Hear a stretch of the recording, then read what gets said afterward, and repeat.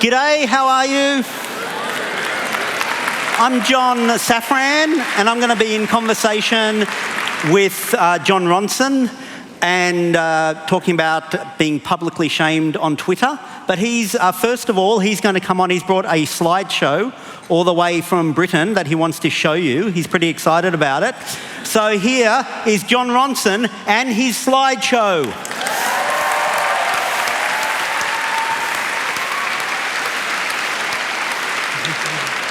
Hello. Hi. Thank you for coming. That was the first time this week in Australia that someone introduced to me without acknowledging the elders past and present. And I would publicly shame you for that. But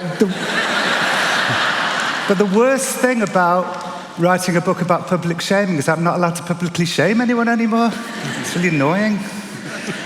Anyway. I'm going to refer to notes because for the slideshow because I've got a terrible memory. I've got a worse memory, and it's getting worse and worse. And in fact, my wife quite recently, as a special treat, booked me a surprise spa weekend, which is like the worst special treat for me because she knows I don't like being touched. Anyway, I was being massaged. And I was trying to make conversation. It was awkward. So the conversation got onto my terrible memory.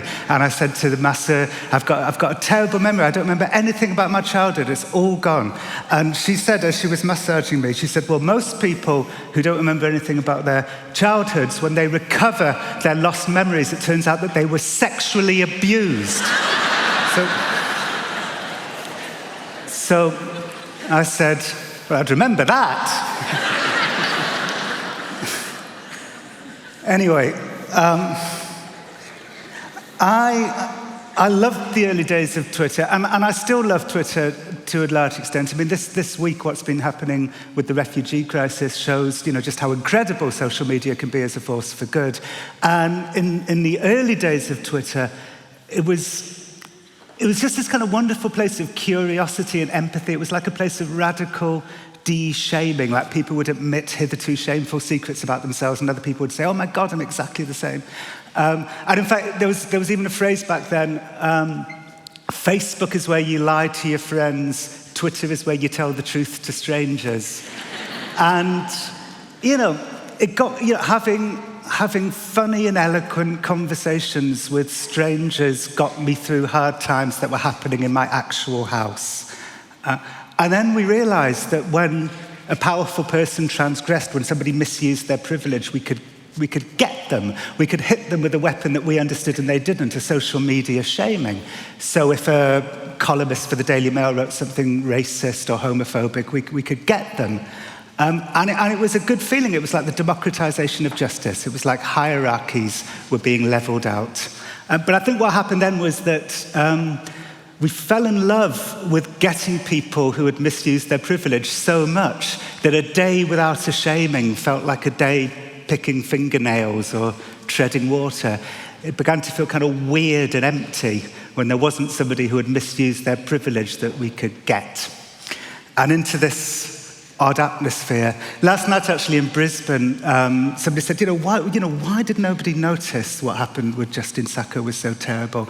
And I think maybe it's because, like, when you first marry somebody and you're so besotted, it's like you don't notice when they start acting fucking weird. Because into this atmosphere stumbled this unsuspecting woman called Justine Sacco. And Justine was a PR woman from New York City with 170 Twitter followers, and she'd tweet little acerbic jokes to them like this one. This was on a plane from New York to London, and she chuckled to herself, pressed send, and got no replies, and felt that sad feeling we all feel when the internet doesn't congratulate us for being funny. You start to think, well, what's the point? And you surround yourself with people who feel the same way you do. So when they don't congratulate you for being funny, it's like the whole thing crumbles. Anyway, then she got to Heathrow and she had a little bit of time to spare before her final leg from Heathrow to Cape Town So she thought up another funny little acerbic joke and tweeted it to her 170 followers. So she chuckled to herself and pressed send and got no replies, got on the plane, turned off her phone, fell asleep, woke up 11 hours later in Cape Town, turned on her phone, and straight away there was a text from somebody she hadn't spoken to since high school that said, "I am so sorry to see what's happening to you." And then another text from her best friend, Hannah, who said, "You need to phone me right away. You are the worldwide #1 trending topic on Twitter." So what had happened was that one of her 170 followers had tweeted the joke to a Gawker journalist called Sam Biddle, and he retweeted it to his 15,000 followers. Later on, I talked to Sam Biddle by email, and I asked him how it felt to have started the campaign against Justine, and he said it felt delicious. And then he said, "But I'm sure she's fine." But she wasn't fine, because while she slept, Twitter took control of her life and dismantled it. It came in waves. First, there were the philanthropists.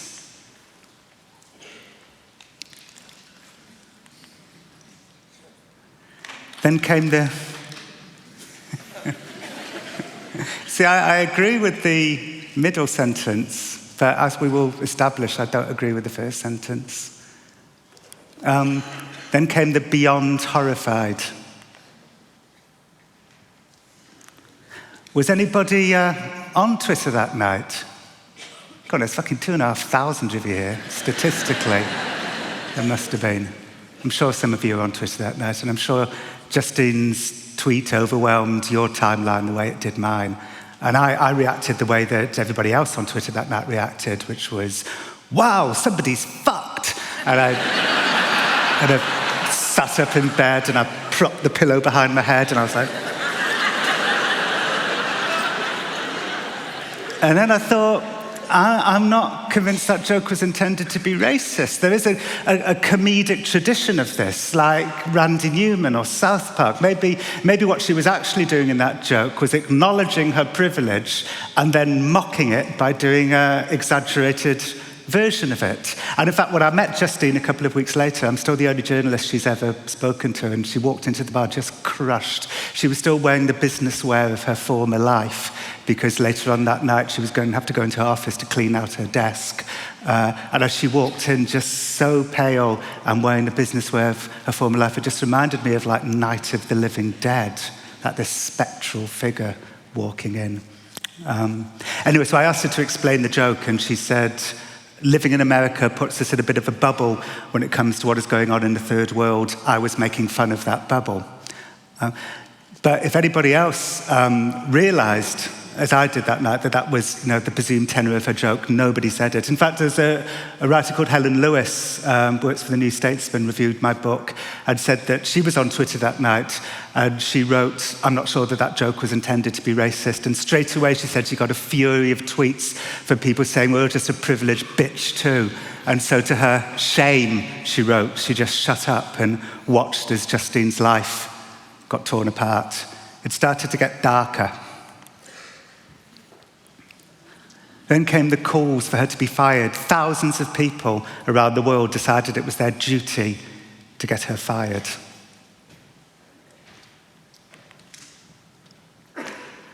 Corporations got involved, hoping to sell their products on the back of Justine's destruction.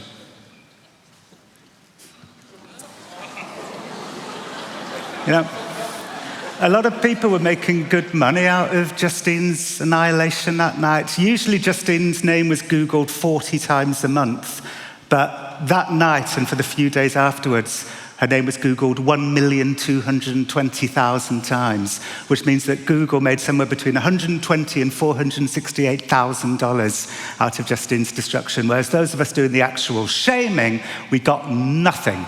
We were like unpaid shaming interns for Google and Twitter.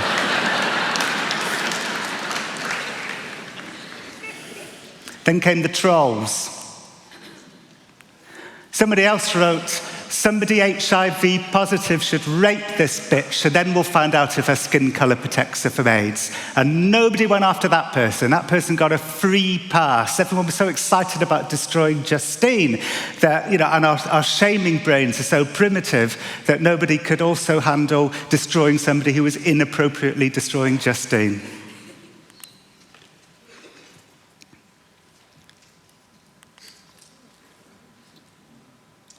And then Justine's employers got involved. And that's when the anger turned to excitement.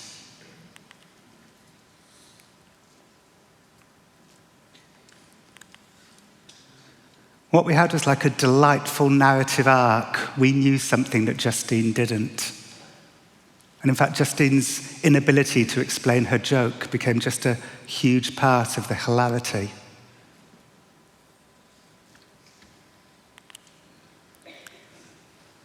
Somebody worked out exactly which flight she was on, so they linked to a flight tracker website.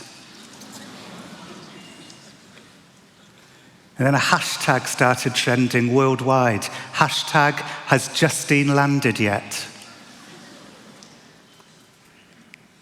Hipsters.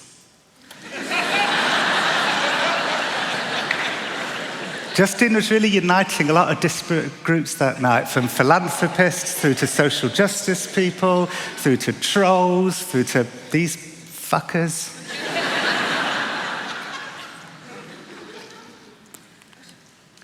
That bar that person's talking about is the bar that we go to.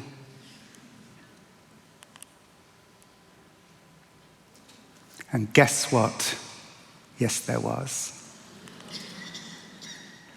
And if you want to know what it looks like to have just discovered that you've been torn apart for a misinterpreted liberal joke, not by crazy trolls, but by delightful people like us, it looks like this. My book came out in February, and it's been a bit of a roller coaster since then. What I usually like when I bring out books is for everybody to tell me that I'm great, and then everything's fine. But that didn't happen this time around. And I've just finished writing a couple of pages that I think I'm going to put in the paperback of the book about what happened to the book after it came out. And so can I try this out on you? I've literally just finished it. I'll just read a couple of pages of this. Last Christmas, my US publisher sent me a box of Christmas cookies with a card that read, "Get some rest, 2015 is going to be a bumpy year." I emailed him to ask what he meant. He replied that some people were going to hate the book. Oh, nobody's going to hate it, I thought. How could they? I'm right.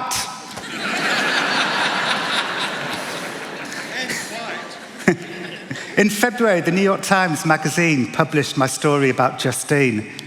Condemnation began hesitantly at first, a little uncertain, like a consensus waiting to form.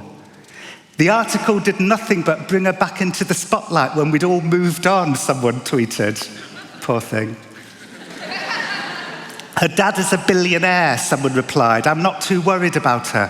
Justine's dad sells carpets.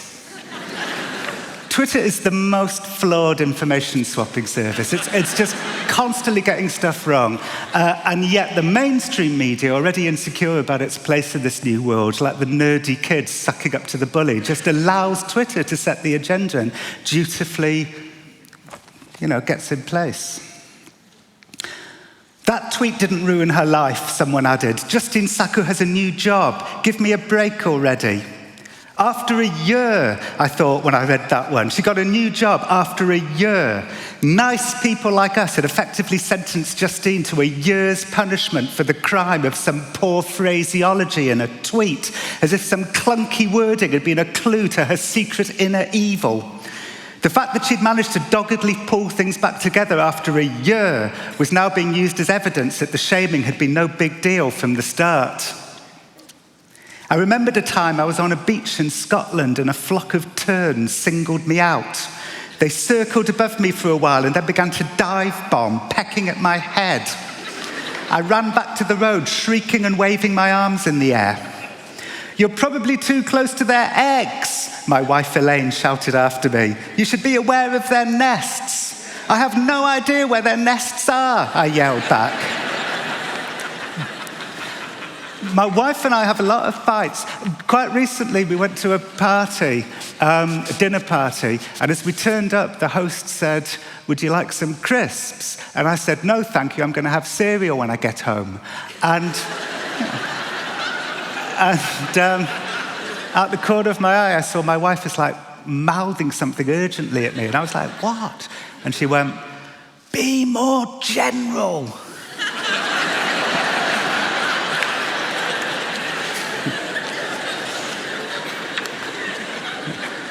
This early tentative disapproval felt like the turns circling, and then the dive bombing began. After reading that excerpt from his book, I think it's safe to say Jon Ronson is a fucking racist. An opinion was beginning to form and feed off itself that I'd written an attack on social justice, a defense of white privilege. In coming out against online shaming, I was silencing marginalized voices because online shaming is the only recourse of the marginalized, whereas the world automatically allows people like Justine to succeed. But I just couldn't see how Justine's shaming made anything better, given that her joke was intended to mock racism. What happened to Justine struck me as just another terrible thing happening in the world. I wrote about Justine not because I identified with her, although I did, but because I identified with the people who tore her apart. I consider myself a social justice person. This was my people abusing our power. This wasn't social justice. It was a cathartic alternative to social justice. I decided to try and encourage those people to read the book, and so I tweeted, "By the way, the Justine Sacco story in the New York Times isn't a standalone article, it's an extract from a book." "Oh," someone wrote, "now Ronson's saying it's an extract from a book." What did that mean? It was always an extract from a book. Did you think I ran home and quickly wrote a book?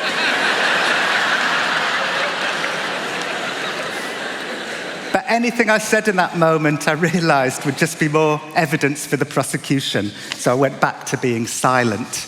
"Why isn't Jon Ronson replying to any of us?" someone tweeted. "Because Jon Ronson only replies to men," someone replied. I liked it when people went for me in ridiculous ways, because when I recounted those comments to other people, they made me look good. I'm not sure whether I said that out loud or just thought it. I didn't regret writing Justine's story. I was basically being told it's fine to write about those wronged people, but don't write about that wronged person because it makes us look bad. A train crashed in Philadelphia. Passenger cars were ripped apart. 8 people died and 200 more were hospitalized. A survivor emerged from the wreckage and tweeted, "Thanks a lot for derailing my train. Can I please get my violin back from the second car of the train?" I think in the early days of Twitter, people would have been curious and empathetic. They would have said, "Oh my God, I'm so sorry that you've just been in a train crash. What was it like?" A journalist's favorite question, my favorite question is why? But that's not how Twitter responded. Twitter responded, "Some spoiled asshole is whining about her violin being on that Amtrak that derailed. People died on that train. And she's an idiot. I hope her violin is crushed. And I hope someone picks it up and smacks it against the train. And fuck that little bitch and her goddamn violin. I would slap the fucking taste out of her mouth if she was in reach." And then after she deleted her Twitter account, "Too bad she's a coward and deleted her account. How will her violin ever be returned? And I hope you get your violin back from under the bleeding people. Good luck. And your violin can be replaced. The dead are gone forever. And self-absorbed cunt. And I won't be cutting her any slack. What a sickening skank. I hope her life is exactly what a nasty bitch deserves. And 8 passengers dead, but she lives. No justice in the world." Like Justine, she was being shamed because she was perceived to have misused her privilege. And of course, the misuse of privilege is a much better thing to get people for than the things we used to get people for, like having children out of wedlock. But a great number of people who hadn't just been in a train crash were now accusing a woman who had just been in a train crash of being privileged. The phrase misuse of privilege was becoming a free pass to tear apart pretty much anybody we chose to. It was becoming a devalued term, and it was making us lose our capacity for empathy and for distinguishing between serious and unserious transgressions. I visited a TV studio in New York to film a video about the book. There was a doctor on before me filming her own video. "What's your book about?" she asked me. "Online shaming," I said. "Oh, did you read that piece in the New York Times?" she said. "I wrote it," I said. "Oh, you must be so happy," she said. "Actually, I'm not," I said. "Why not?" she said. "Because there's a backlash with people calling me a racist," I said. "So what do you want?" she said. There was a silence. "Xanax," I said. She got out her pad and wrote me a prescription for 60 Xanax. I've got to say, when I got home and I told my son that story, he said, "You should have asked for oxycodone." It's kind of alarming, right? After that, I was no longer anxious, but I felt groggy. I had to weigh up whether to feel groggy or anxious. Later, I mentioned this to the comedian Joe Rogan. "Welcome to America," he said. "That's our dilemma, groggy or anxious."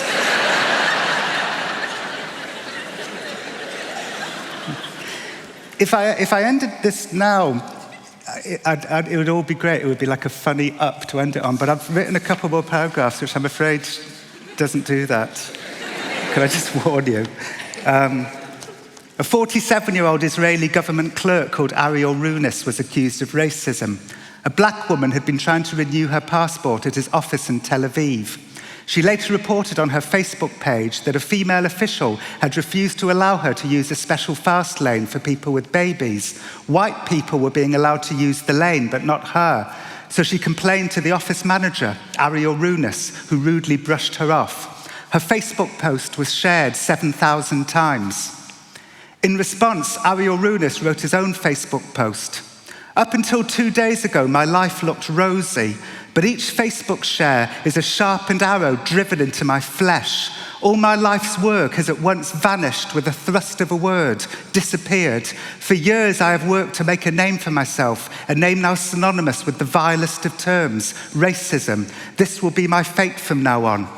He posted his message, then he put a gun to his head. His body was found a few hours later.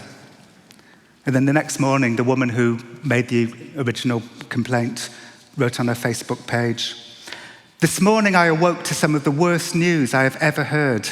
I am sorry with my entire soul for the loss of a life. For years I experienced discrimination in Israel. The only time I told my story, a man was hurt.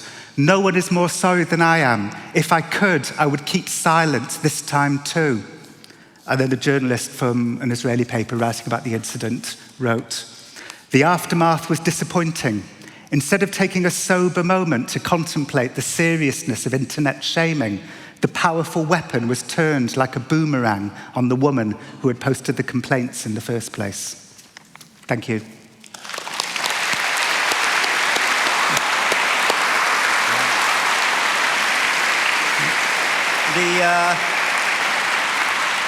Should clear up, apparently we look the same to Asians. So We look the same what? we look the same to Asians. So I'm the one who's dressed up like it's an event at the Sydney Opera House, and Jon Ronson's the other one. No. Now, it seems like a bigger problem is context, in that in social media, no one's going to give you any leeway for context. And it's not even an internet thing, because I've written things on the internet, have been published on the internet, like entire articles that go for a couple of thousand words. I'm thinking of one where I went up to Brisbane and reported on this white nationalist rally in which some of the white nationalists were Greek because they were part of Golden Dawn, and some of the anti-racists were Anglo-Australians. So it was like this weird thing of Anglo-Australians being the anti-racists and Greek Australians being the racists who only a few generations ago were non-whites themselves. And it ended up, and there was this fight at the end in which some Anglo-Australians had beaten up one of the racist Greek Australians. So I wrote this line at the end of these several thousand-word article where I said, Australia, where even the immigrants hate immigrants and even the anti-racist bash wogs. And not one, everyone just took it. No one said, oh, why have you written the word wog or whatever. Then cut to 2 weeks earlier when I was actually writing the article, and I was on social media, and I wanted a word a bit like Guido, which, is used on Jersey Shore, because I wanted to describe one of the guys as a bit of a Guido. So I wrote on Facebook, I said, hey, I'm writing this piece. I'm looking for a word like Guido, but Guido is Italian, like in Jersey Shore. I'm looking for the Greek equivalent. What's the Greek equivalent? And straight away, whoosh, I don't know. What's the goddamn equivalent of hook-nosed Jew who controls all the banks? And then other people go, I used to like you, John. But this is now that I see you've turned into a disgusting... I don't know, what the hell? I was up on a crucifix a few months ago. But now, and then everyone started attacking each other, and I eventually just had to pull it out. And that seemed to be this sort of controlled guinea pig experiment of how on social media, no one's going to give you the benefit of the doubt of context. Yeah, and not only I think have people forgotten context and nuance, it sometimes seems as if people are actively against context and nuance. So, for instance, when the Rachel Dolezal thing happened, Rachel Dolezal, who was the head of the Spokane NAACP, who had faked being black. And I thought, this is an extraordinary story. This is mysterious, and I had a million questions. Why was she doing this? And then I thought, I wonder what Twitter's thinking of it. So I went on Twitter. I honestly thought that Twitter would be intrigued. But Twitter wasn't intrigued. So Twitter was blackface, racist. She's no different from Nike appropriating hip-hop culture to sell sneakers. And I was just I just was sick of it. And I just thought, I'm so sick of us constantly making damaged people our playthings. So, for 30 years I've been hanging out with damaged people. That's what I do. I and I try and see the world through their eyes, and I try and treat them as human beings. And I was just sick of it. So I went on Twitter and I tweeted something like, I'm feeling incredibly sorry for Rachel Dolezal, and I hope she's okay. This was just after Ariel Runis had killed himself, And then I went for dinner, and then I went on Twitter, and it was John Ronson's a white supremacist. And so all I was asking was what we should ask as human beings, which is nobody had heard of this woman until a few seconds before. It's what's wrong with a little bit of waiting for evidence, hearing what she has to say? And is there an element where you're sealed off from the world so it's easy to hate? We were talking before about how, because we have to go out into the real world and meet these awful people to write about them, it's sort of, it's easy to hate when you don't have to meet people. And then as soon as you meet someone, even if they're, the worst white nationalist, you can you see their humanity. Yeah, I only write about people whose humanity I can find, of course, on Twitter, the drone strike operator doesn't need to think about the village that they've just blown up. The snowflake doesn't need to feel responsible for the avalanche, like Sam Biddle saying, I'm sure she's fine. We come up with all actually, Sam Biddle's a good... he's the dude who had lots of followers on Gawker who got the woman in trouble in the first place. And then he ironically came to an end where he'd phrased a tweet. Well, he didn't come to an end, but he got in trouble because he phrased a tweet which was meant to be taken ironically. Yeah, that said, bring back bullying. And then he was shamed and... It's interesting, though, isn't it, that we always try and come up with psychological tricks to make ourselves, we want to destroy people, but we don't want to feel bad about it. So we say, well, I'm sure she's fine, or we say, they're just a sociopath.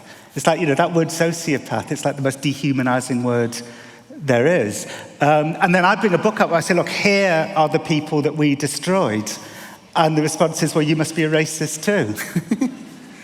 And the other woman who you highlight in the story in your book is she pulled a face in front of a Lindsay sign Stone. maybe tell her story. Just a lovely woman with adults with learning difficulties, was great at her job. She set up a karaoke night. She was great. And one day she took the people in her charge on a trip to Washington, D.C., and she used to have this kind of douchey joke with her friend that they'd pose in front of signs and do the opposite. So like they'd loiter in front of a no loitering sign. This was just for their Facebook friends. And so they got to the Tomb of the Unknown Soldier, and there was a sign that said, "Keep off the grass." And they thought, dare we? And they thought, no, that's going to get us in trouble. So then they saw another sign that said, "Silence and respect." And as Lindsay said to me, inspiration struck. So she posed in front of the sign like this. And nothing happened for a month. And then suddenly a month later, just went around the world. And she read every single tweet, stayed up all night reading every negative message, each one, because she was a civilian. She was completely unprepared for this. Each tweet just snaked its way into her psyche. And she went from, a lovely, bubbly, outgoing, great person to so depressed and anxious and insomniac, she barely left home for a year and a half. And in both cases, it just seems people saying, we don't accept people being ironic. Yeah. The only way to communicate a thought is in a literal manner, and if you do it in a playful way, an ironic way, we're going to get you. Yeah. The very first talk I did, it's been quite a roller coaster book tour year. In Norwich was unexpectedly tense. If anyone, the first question in the Q&A was, as a Jew, you need to think long and hard about Netanyahu, which I would argue is more a statement than a question. Can someone please ask that, by the way, later? So Netanyahu has nothing to do with me. And then the second question was, are you a racist? And then, and then at the very first talk I did, I compared Twitter to the Stasi, and somebody in the audience loudly tutted.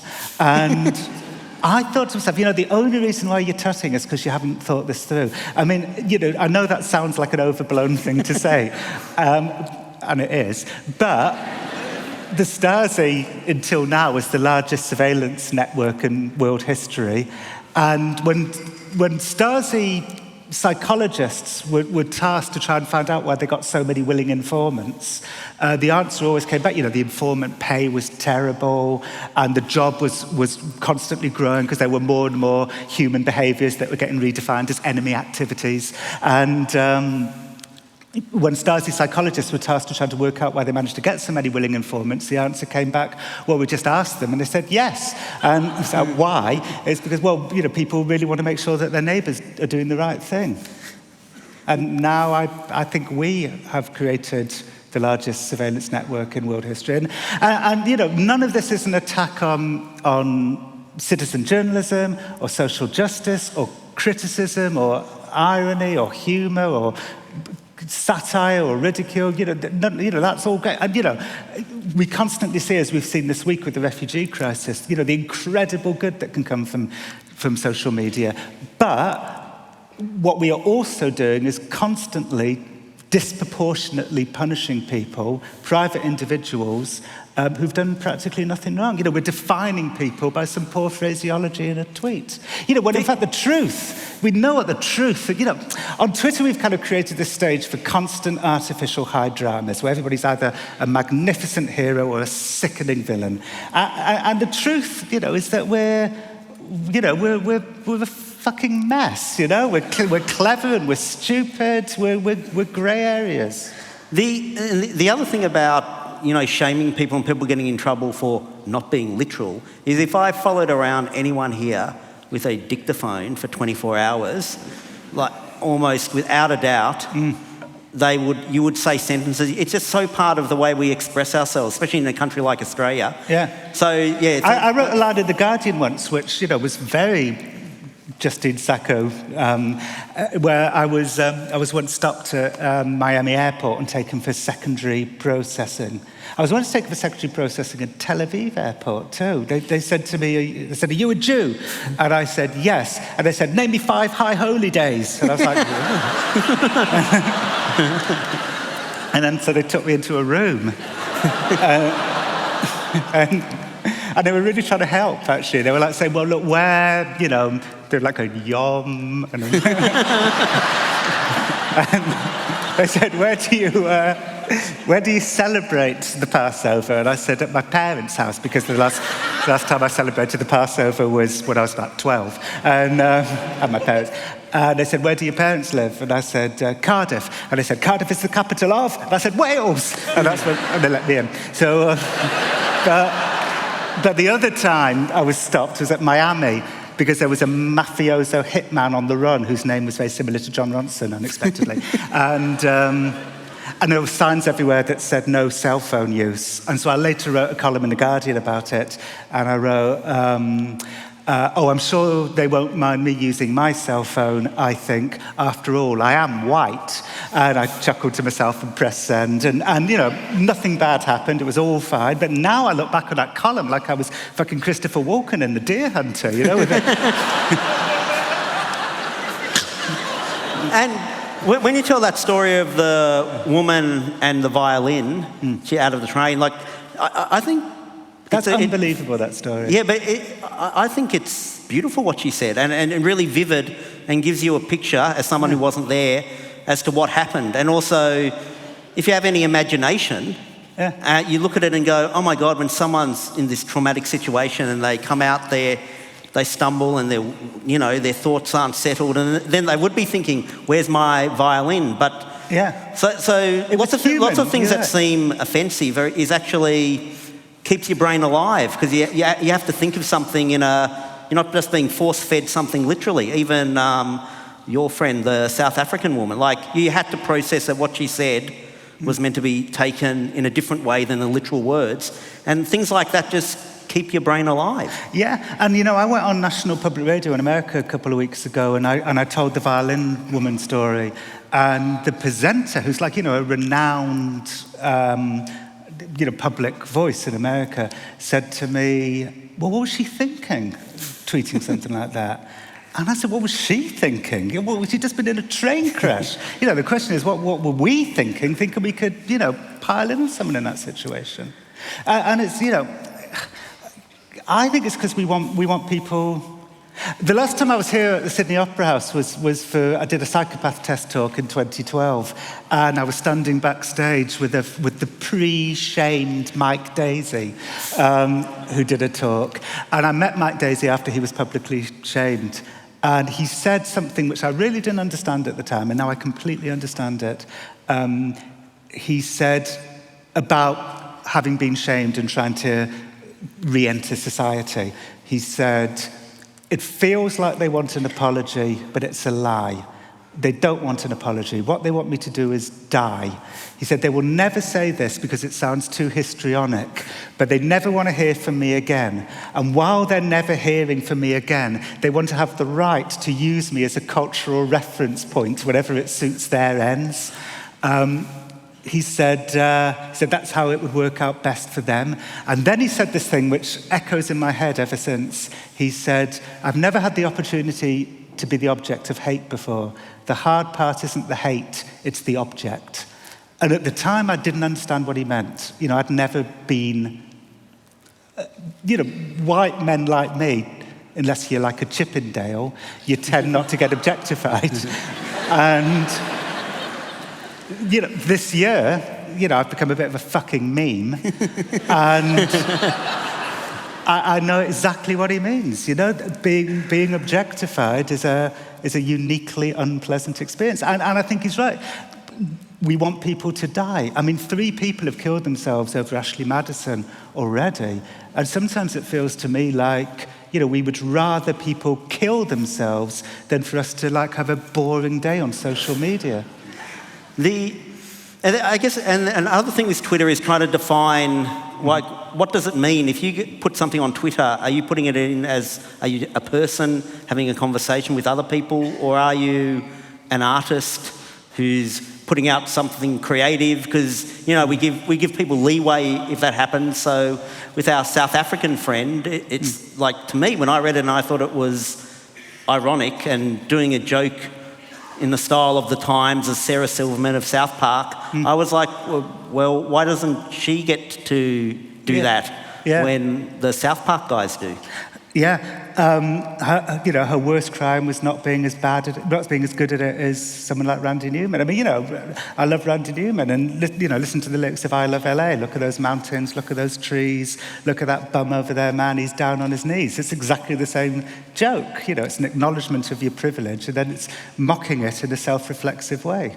That's actually good humour.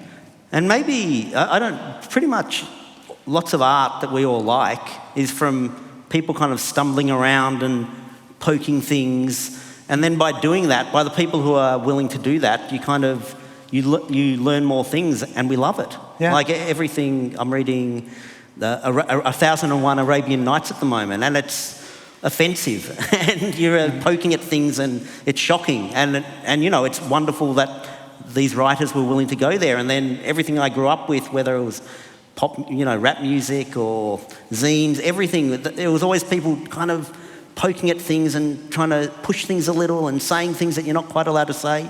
Yeah. And having a society where you have people like that kind of, I reckon, it helps the bigger society. So, yeah, I find it, I'm so glad I grew up in a pre-Twitter world where you're allowed to be offensive, basically. I think, sometimes I think the young are creating for themselves a really stressful society where instead of curiosity and empathy, people are constantly lurching towards cold, hard judgment. I'll tell you this real-time story of Twitter and offence and how it's kind of, I think it's a good thing. So, and then after that, do you think we've got 15 minutes left? So after that, do you think we should open it up for... Yeah, absolutely. Not that, that's not like... Are you shaming me on taking a session? Whenever I come to events, I always really love the audience. I never ask a question because it's terrifying. Weirdly, it's much more frightening to be asking a question from the audience than it is to be sitting on a stage. And I've often, much more frightening. It's because, when you sit on a stage, everybody accepts that it's been determined that you are appropriate to be on a stage. Whereas when you're in the audience, you're just fucking starting from scratch. It's like you could be any old fucker. So I never ask a question. But when I'm at events, I always do enjoy the question. My story would be over by now, by the way. So I went to a Reclaim Australia rally, which was an anti-Islamic rally and versus pro-multicultural people. And when I was on the anti-Islamic side, I noticed there were a lot of non-white faces, which was unexpected because they were being presented, Reclaim Australia, as these Nazis, basically. It's So anyway, so I put up on Twitter, I took some snaps and wrote some little, funny comments about, the multicultural spread of the anti-multicultural rally or whatever.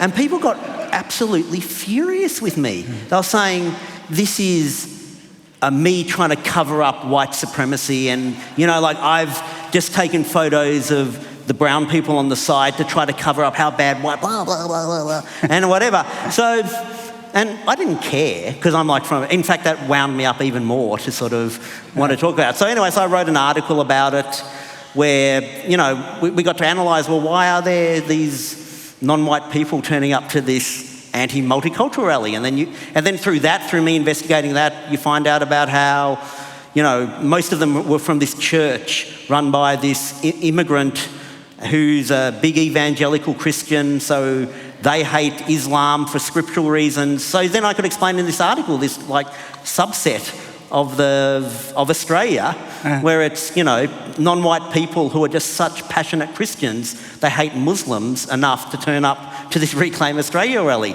Then through that, people contacted me who were there was a priest who was telling me about this local church that he has a ministry at where it's all made up of immigrants from Iran who have, left Islam behind but they feel so scared about it that they're in their own church. So I've gone off and started writing about that, and I'm sort of uncovering this whole part of Australia that sort of hasn't really been touched on or written about or explored or whatever, and it's all because at the start, I didn't give a shit about, I did something offensive by making a joke on Twitter about the non-white people at the white nationalist rally. Yeah, curiosity. See, curiosity opens doors, and condemnation and labelling slams doors closed. And that's, I've loved your work. I've loved John's work for 15, 20 years. And, you're like a kindred spirit. You ask questions, you go into places, you have adventures. And, that's what we should be doing.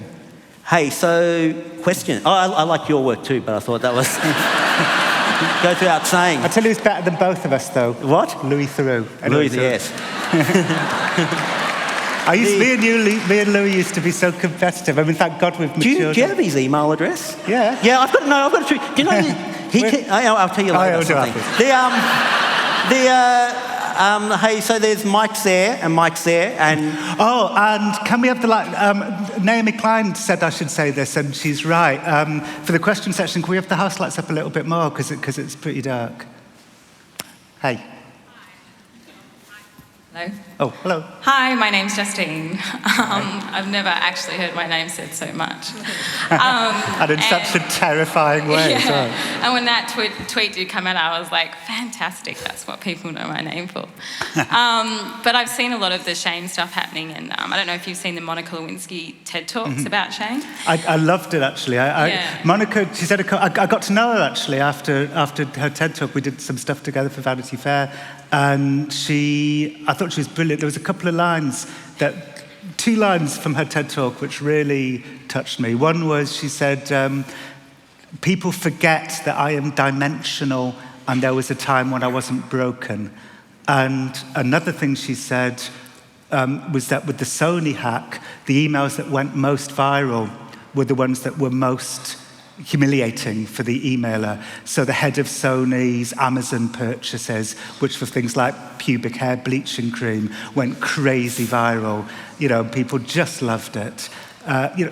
Shame and humiliation factor large in the life of a journalist. I think the personal avoidance of it and the professional bestowing of it onto others. Anyway. Yeah, no, absolutely. And I actually watched that and thought, my hat off to Monica Lewinsky, and it was so good that way. And the whole thing with, I guess, what she's done and what you're doing now is opening up a light on that. And I'm wondering in what you've done and what you've seen, because it's not about the person who's saying that tweet, it's about everybody else responding to it. And what does that say about society? Like, what are we missing out on, and what are people lacking to want to just humiliate and be so... it's... the language that, particularly at women, is so offensive and so over the top. Like, I don't know, is there something that you see across all that you can comment on? Unquestionably. The range of abuse is way worse every time against women than men. When a man gets shamed, it's I'm going to get you fired. When a woman gets shamed, it's I'm going to get you fired, I'm going to rape you, I'm going to cut out your uterus. Every single time women get it way worse than men. And why is it happening? I think there's a number of reasons. I think a lot of the time it comes from a good place. So with Justine Sacco, it was... people wanted to show, Twitter's a mutual approval machine. You surround yourself with people who feel the same way you do and you approve each other. And so with Justine Sacco, we wanted to prove to ourselves and to others that we cared about people dying of AIDS in Africa. So it was our desire to be compassionate that led us to commit this kind of profoundly uncompassionate act of tearing somebody apart. And then,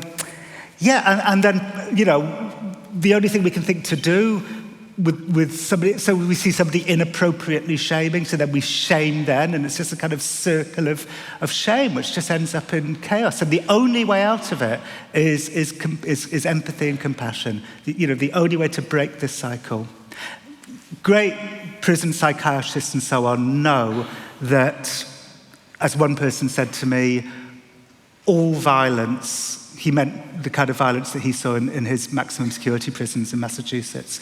He said, all violence is an attempt to replace shame with self-esteem. And so if you're really serious about making the world a better place, what you need to give people is empathy and compassion and respect. And that doesn't mean you're a sap. As I say, when there's a proper fight, when there's a real social justice fight to be had, have it. But this disproportionate punishment, this collateral damage, when we become like Rosa Parks light, that's when we really need to check ourselves. Thank you. And thanks for all the books. They're great. Thank you.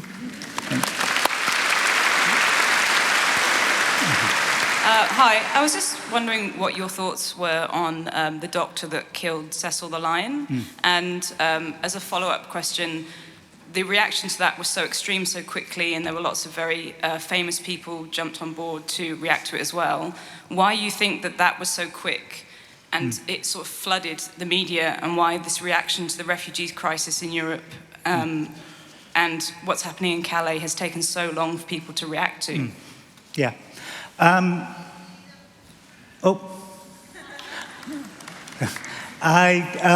Yes. I mean, like everybody, when I first heard about Walter Palmer and Cecil the Lion, I was just utterly repulsed, like everybody was. And this is I remember Channel 4 News asked me to go on, and I said no, because I know what they would have done. They would have been like, oh well, you're anti-shaming, so you probably think it's okay for this awful man to kill this lion. So I'm very glad that But then the next day, 3 people said to me, including, you mentioned celebrities, including Mia Farrow. She said this publicly, so I'm not kind of betraying any confidences. They all these people posted the dentist's home address and phone number on their Facebook pages. And one person I know was so disgusted that she even phoned him up in the middle of the night to scream at him. And he wasn't in, of course. And the next day, they all reported feeling kind of shocked by the ferocity with which they joined in on this new hunt. And, so even with Walter Palmer, there's a kind of arbitrary nature to the shaming, because, of course, as we all know, hundreds of thousands of elephants are killed by poachers every year, but we don't go after those people because they're not perceived to have misused their privilege. So, I found the Walter Palmer thing disgusting, and I think it was great that it's going to stop more wealthy dentists from going on big game hunting adventures, but at the same time, something happened to us in that situation, which really bears thinking about too. In terms of the Calais thing, I agree. The photograph of the little boy on the beach. It just seemed that it's taken people a long time to get on board with trying to create a movement in order to help these people who are fleeing such a horrific situation. Yeah. And this man paid to kill a lion, which is also revolting, but that was just exploded in empathy of what you were saying about people having empathy for certain situations, and it seems strange that. I agree. Everybody knew. It's like, why did it take? This is what I thought when I saw that terrible photograph of the little boy on the beach. I thought, why is it taking something as horrific as this to make people see what we actually all know?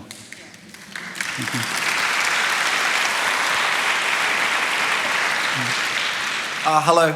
I guess my question was also about the photo of that child yesterday. I've seen a few of my friends copy and paste things that I didn't have the confidence to paste myself, because I thought that people might think that I was glamorising that I was someone who was SJW or... and then I posted someone getting kicked in the balls later on, and it's like...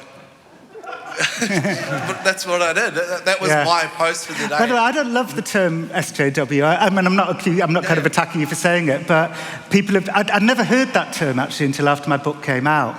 It means social justice warrior, and it's kind of a term of abuse to people who are too... And, I feel as frustrated as anybody. I went to college in London in the 80s, and, we were all social justice people, but there was always one fucker who was more, And it sometimes feels as if we're living in an age now where that fucker, like the worst fucker who used to hang around the Polytechnic of Central London Student Union in the 1980s, now gets to decide everything. But at the same time, I don't love the phrase social justice warrior, because it's used it's used as a term of abuse, and I think, if we're serious about trying to get to a kind of post-inappropriate shaming world, we shouldn't shame the shamers. Is copy sharing enough to do something? Is it a real response, though, as opposed to donating to charity or, just retweeting a link? Does it do anything? What link in particular, though, are you talking about? The photo of the child on the beach. I mean, reposting that, does that cause people to make an effort for real change, or is it just me? Well, I mean, that did work to an extent, anyway. I mean, I think in Britain it's saving 4,000 people. Cameron says he'll allow 4,000 Syrians into Britain now as a result of that. So that's good. I mean, it's not enough, but it's good. Cool. Hey, it looks like we're going to have time for these last two quick questions. What? Oh, Yeah. okay, fine. Oh, Shut up. Saffron. Don't blame me, blame the goddamn clock. Okay, you. Shame. Is this on? Yeah, okay, you number 4. I'm just going to quickly point Cersei out that Lannister. Peter Grest earlier specifically credited the Free the AJ Staff hashtag as having a really big impact on his thing. But my actual question is, recently in Australia, our former Speaker of the House, Bronwyn Bishop, was discovered to have been abusing her travel funds. And she was publicly shamed, media, politicians added onto the pylon, more, misuses came out, and eventually that led to her resignation. And she was still publicly shamed afterwards, when she was no longer Speaker of the House. And that led to a national debate over our politicians using their funds appropriately. Do you think that's an instance of publicly shaming for good in a way? Or is there a different, better way that Australia could have responded to that? Honestly, that one is, I don't want to kind of pass the buck on this one, but because I wasn't, I don't want to become like the kind of... You've become like the imam. Yeah, the imam, the kind People of... come to you and they want their fatwa given. Is this the one? Good? the kind of patron saint of transgressors. And so I don't answer that question because I don't know the ins and outs. And quite honestly, you know what? It takes me quite a long time to form judgments about anything. And I would probably have to think about that for a little while and read all the stuff before really coming to some kind of judgment. I don't want to pop up as some kind of fucking, anti-shame whack-a-mole every time. Well, there's only 50 seconds left, so I don't care. Last time no I one's tried at it. number 3. You talked about the problem of not getting irony in Twitter and not getting context in Twitter. And of course, one of the big reasons for that is that Twitter is limited to 140 characters, or traditionally has been. Now, Twitter's moving away from that. Twitter's saying that in the future it won't be limited to 140 characters. So is it possible that in the future Twitter won't be quite as good a vehicle for irrational shaming as it is now? Well, I mean, I hope... And you may have captured a moment in history that is now passing. Yeah, I mean, I certainly hope so. I think right now I see Twitter as, unless it does something radical, I see it as a doomed company. Somebody tweeted me the other day, isn't it funny that something I write in this box could ruin my life? I mean, right now, Twitter is intimidating, it's even dangerous, and if you complain, it's the monolith from 2001. After the Rachel Dolezal thing, somebody impersonating me wrote, "Dylan Roof is good." Dylan Roof was the man who shot the people in Charleston. So for the first time ever, I complained to Twitter. I've never done that before. And I got back a form letter with misspellings that said, we do not believe this is in violation of our impersonation policy. So I felt this flash of rage, and I thought, we are unpaid shaming interns for a company that, quite frankly, doesn't seem to give a fuck about us. Thank you. Number 4 there. Hi there, my name's Chelsea and I'm a school teacher. I'm constantly battling the poison pen, as we call it, I call it at school, with students ratting on other students and that shame culture of girls versus girls, bitch language, C language, F language. What would your advice to me as a teacher to them?